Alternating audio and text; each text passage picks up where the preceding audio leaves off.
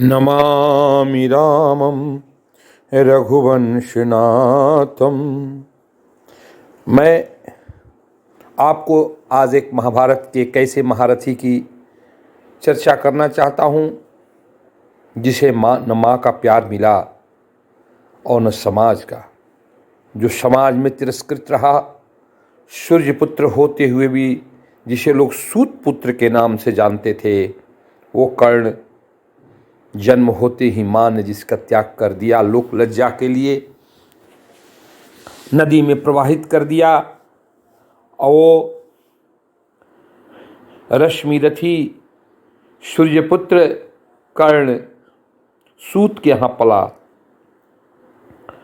महाभारत में युद्ध हुआ और जो कवच कुंडल महारथी कर्ण के पास था, उसे रहते हुए कोई उसकी हत्या नहीं कर सकता था।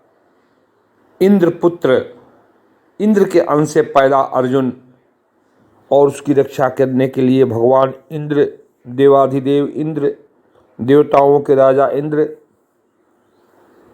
युद्ध भूमि में आए और कर्ण से कहे कि तुम अपना ये कवच और कुंडल हमें दे दो। सोचिए जरा, जिस कवच कुंडल के रहते वो कभी हार नहीं सकता था, जिसकी कभी मृत्यु नहीं हो सकती थी, उसे भी कर्ण ने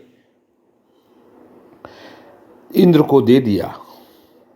वो जानता था कि ये इंद्र के अंश से पैदा हुआ अर्जुन है। उसे भी पता था कि मैं सूत पुत्र नहीं हूँ, मैं सूर्यपुत्र हूँ, मैं उसी गर्भ से पैदा हुआ हूँ जिस गर्भ से 5 पांडव पैदा हुए हैं। फिर भी युद्ध की भूमि में जब दान के लिए उसे कहा गया, दानवीर महारथी कर्ण ने जीवन की परवाह किए बिना दे दिया। युगों युगों तक महाराज कर्ण हिंदुओं के बीच में एक दिवाकर बनके, सूर्य बनके, भास्कर बनके चमकते रहेंगे। उनकी प्रभा से, उनकी दानवीरता से महाभारत में कोई भी ऐसा व्यक्तित्व नहीं है जो कर्ण की दानवीरता का मुकाबला कर सके। हमें ऐसे सूर्यपुत्र कर्ण से सीखना चाहिए, जिनको समाज ने तो कुछ नहीं दिया, माँ ने गर्भ होते ही जिनका त्याग कर दिया, जो अपमान में पले, राजा होते हुए भी जिसे सूतपुत्र कहा गया, वह सूतपुत्र कर्ण योद्धाओं के योद्धा थे, महारथी थे।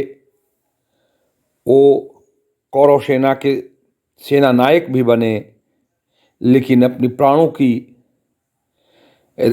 चिंता किए बगैर उन्होंने युद्ध भूमि में दान मांगने के लिए आए हुए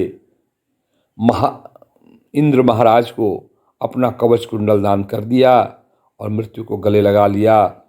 और तबे रथ का चक्का जब फंसा तो अर्जुन उन्हें मार सका।